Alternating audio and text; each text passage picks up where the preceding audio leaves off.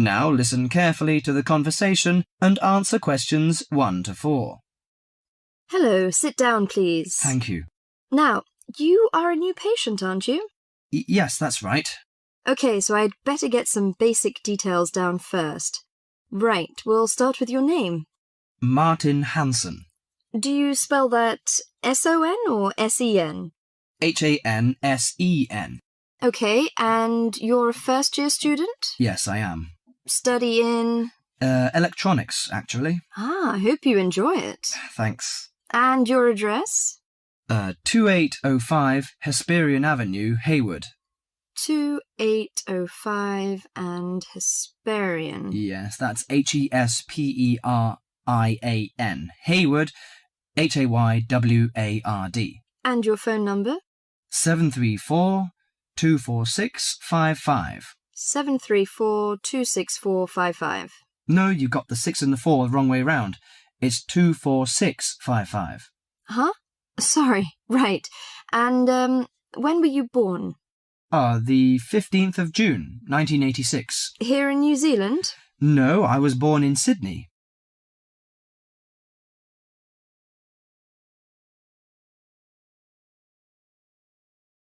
Now listen to the conversation and answer questions 5 to 10. Good. So, what's your problem? Well, frankly, I wonder whether it is a problem. I get the blues, and it lasts for quite a while. I don't know how to... Yes, we all feel sad or get the blues now and again. Generally, our sadness lessens in time, and with the support of friends. However, if the depression leads to difficulty in thinking and greatly disrupts your daily routine, it can be evidence of a psychiatric problem. What do you feel exactly? I always feel sad and worthless. I find it hard to fall asleep and wake up early in the morning. How long has it lasted? Nearly half a month. Do you feel fatigue or loss of energy? Or you may have lost interest or pleasure in usual activities?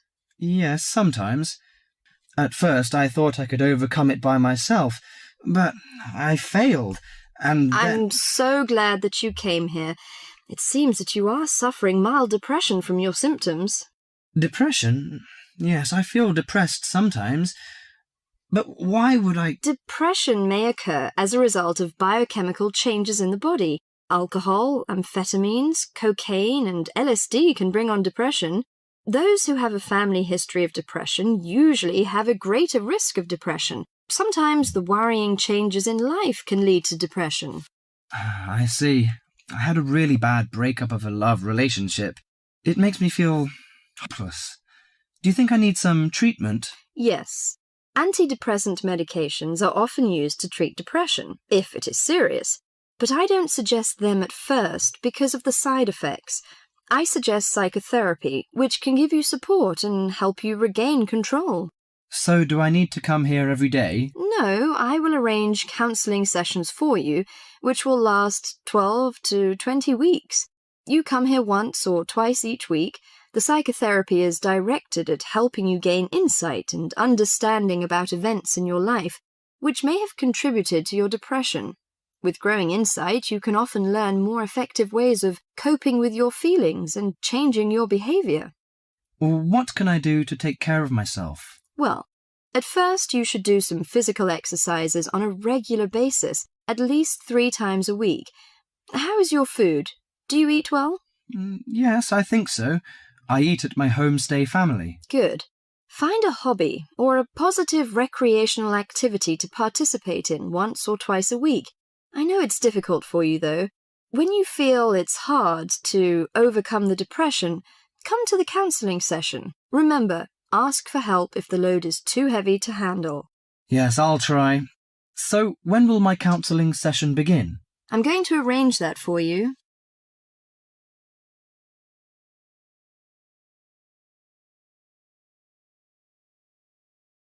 Now, listen carefully and answer questions 11 to 17. Hello, and thanks everyone for coming here today. I know it's always a bit stressful going for a job interview, but it's best to be prepared. For any of you who may not know me, my name is Fiona Ogilvie, and my job is to offer guidance and support for students with special needs. Now, you wouldn't be here today if you weren't interested in finding a job in the holidays. So let's get down to it and see what things you need to be looking out for. Most of you, I hope, will be applying for jobs with the companies that have been recommended by the university. The reason for this is that we here at the university already know these companies and have established good working relationships with them. I've also been to visit all of them and checked out the facilities they have to offer. You really need to make informed choices when you're looking for a job and make sure you know before you even get to the interview stage that your needs will be met. But I know that some of you are applying for jobs independently and have looked at companies outside the university recommended list. So for you, it's best to plan ahead and be aware of what it is you may need while you're working. Things that you need to check when you go for an interview are there enough toilet facilities and are these easily accessible? Also, you want to check that all the public areas inside the building are barrier-free, so you can get direct access to these public spaces whenever you need to. And ask about ramps into the building, so you know how many there are and where they are located. These kinds of things are so much more difficult to sort out when you've started work, as they take time. But ramps are an absolute must, so please make sure you know where they are. Another thing you must make sure of is that the lifts have the correct lowered control panels. Ask if all the lifts have this facility or if it's only certain ones. Now, something I think that is often overlooked is working hours.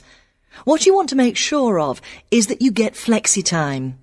This basically means that your working hours are flexible and you can clock on and clock off in times that suit you. Within reason, of course. Most companies do recognise that it takes much longer for someone in a wheelchair to get on and off buses and trains. Public transport can take that much longer, so you need to be organised and prepared. And for those of you lucky enough to own a car, check how many disability parking spaces are available. Remember that it's your right to have a disabled parking space. These also need to be near enough to a wheelchair accessible entrance or ramp. OK, are there any questions before we move on?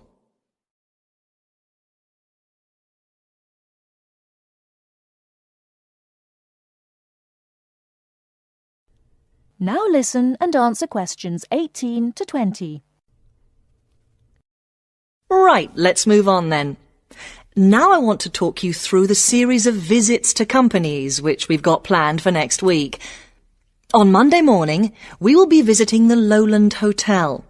They have various summer jobs available, working as a receptionist or conference organiser in their busy conference centre, organising and setting up conferences.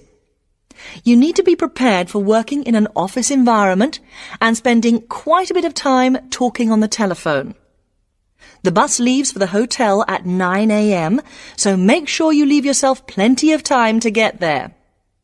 When you arrive at the hotel, please gather in the reception area and wait for someone to take you to your first session, which will be a talk. The talk at the hotel will begin at 10 a.m, and then there will be a short tour of the hotel. There will be a light lunch provided, which is usually salads and sandwiches. The next place we'll be visiting will be on Tuesday afternoon. We'll be going to visit a little local company that makes handmade paper and cards. For those of you studying art, this may be just what you're looking for. We'll be taken on a tour of the company which lasts 3 hours. The tour will start at 3:30 p.m, and after that you'll have a chance to meet some of the staff. Tea and coffee will also be provided. We have no trips planned for Wednesday, but on Thursday morning we'll be going to Tobago Travel Agency. This is a very popular choice amongst our students because you can get student discounts on holidays. We've booked a coach for this, and it'll leave from outside the refectory at 8 a.m. You'll need to bring a packed lunch for this, so please don't forget. There is a little canteen where you can buy hot and cold food, but this is closed on Thursdays. Friday, we'll be having representatives from all the companies visiting us, so you will have a chance to ask any questions, and of course, put your name down on the list if you're interested in working for them over the summer. This event will take place in the main hall next to the library, and it'll run from 10:30 until 4.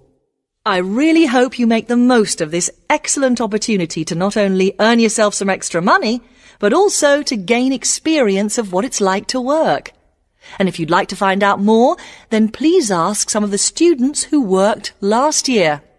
They're all wearing green badges and will be happy to speak to you afterwards.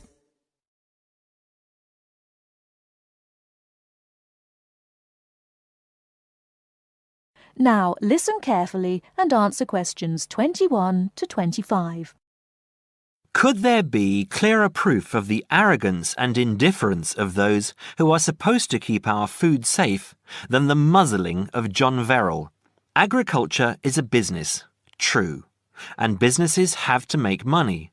But this shows how ministers and officials put the profits of the agriculture business before the well-being of the British people.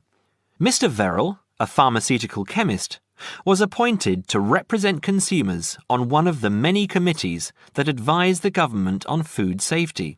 When he tried to do his job, though, and wanted to warn ministers of a danger to children's health, he was refused permission to do so. The danger comes from hormones given to cattle in the USA and some other countries to make them grow faster. They speed up the animal's development to maturity, thus making meat production more profitable. There have, however, long been fears that the hormones have horrendous effects on the people who eat them, causing diseases as serious as cancer. Once these hormones were used on British cattle too, but over 20 years ago they were banned in Europe for being too dangerous. Indeed, so concerned is the European Union that it banned imports of hormone-fed beef years ago, much to the fury of the US government, which wants to sell it all over the world. Several years ago, the USA and Canada asked the World Trade Organization to declare the ban illegal and to punish Europe for failing to lift it. The WTO, with its long record of refusing to let environmental or safety concerns interfere with trade, agreed, imposing fines of more than $120 million a year on the EU for its refusal to back down. The British government now backs the Americans, claiming that there is no proof that hormone-fed beef does any harm. This is where Mr. Verrill comes in. He is very angry with the government, especially as their claim comes out just after a Danish study shows that growth hormones are 200 times more dangerous than was previously thought. Worried by these findings, Mr. Verrill spoke to government representatives, who did nothing.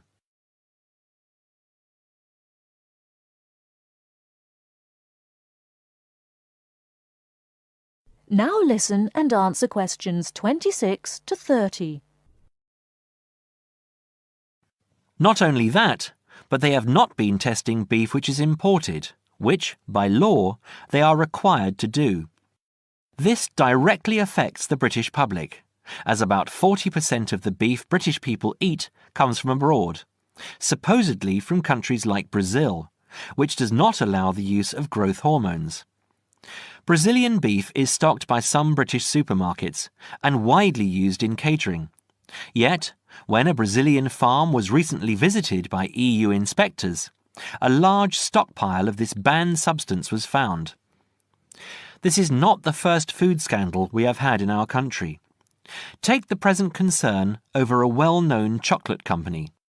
Several months ago, the company found out that its sweets were contaminated with a rare form of salmonella, but they did nothing about it, leaving their sweets in the shops to be bought by the unsuspecting public.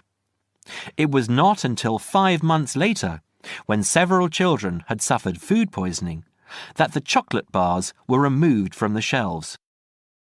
It makes you wonder how many other dangerous foods have been allowed onto our plates.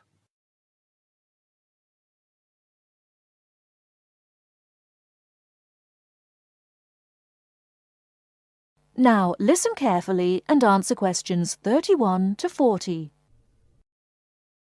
Well, it's the beginning of the digital age, and technology is all set to completely revolutionise the way we watch TV, videos and DVDs and play computer games at home. Here to tell us more about how we will be spending our leisure time at home in future is Anna Zabel.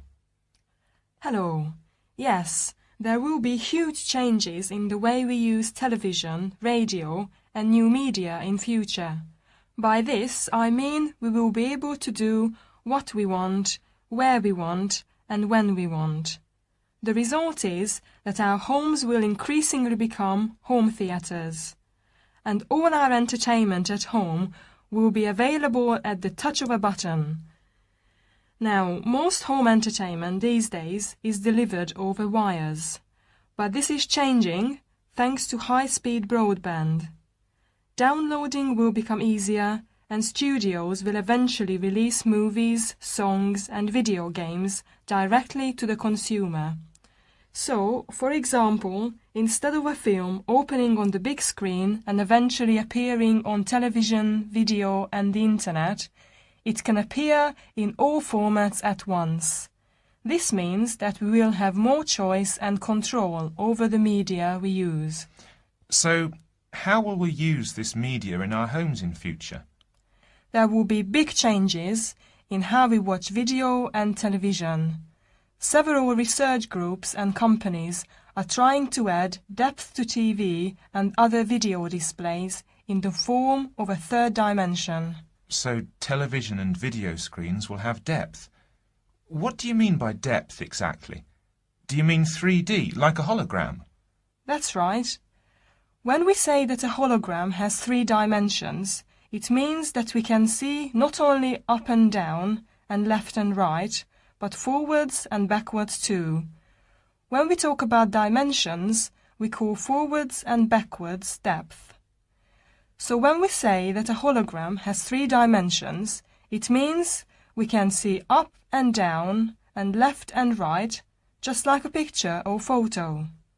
But we can also look into the hologram because the image it contains has depth. So instead of watching films on a flat screen, we will be watching them in 3D. Absolutely. Well, as we live in a 3D world, we shouldn't really be watching television and films in 2D, and the technology to make this happen is already there.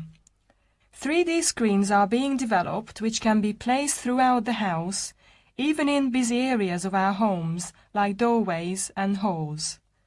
Now, these screens appear to float in air. So in the future, 3D holographic images will be sent into our homes, and we will be able to experience the action as if it is taking place right in front of our eyes. So the action won't just look real, it will be real. Incredible! How does this technology work? Well, to get true 3D, each of your eyes has to see a slightly different image. 3D screens interweave multiple images in vertical stripes using special coatings and filters built into the screen. This means that each eye sees a different set of stripes. These screens are called lenticular screens. Now, these screens are easy to produce, and some laptop PCs and cell phones already have them. However, lenticular screens do have one disadvantage. The strain on the eyes and brain of putting together a 3D image from 2 flat ones can result in headaches and dizziness. But a few companies have developed a hologram 3D display which does not cause these problems. Instead of building images, then leaving them to the brain to put together, holograms create a whole image that reaches the eye exactly the way light from a real object does. You can even walk part of the way around a holographic image to see side and back views, just as you would do if the object was right in front of you. Twin holograms will let a couple watch two different programs on the same screen, even if they sit next to each other on the living room sofa. So no more arguing about which program to watch. That's right. Patio screens are being developed too. Patio screens? What are they exactly? Well, a patio screen is a big inflatable screen, which means you can take it outside your home and watch a film in your garden. Some patio screens are even equipped with DVD players, and some new ones may even have a wireless connection. Amazing developments there. Well, join us after the break when we will be talking. You now have half a minute to check your answers.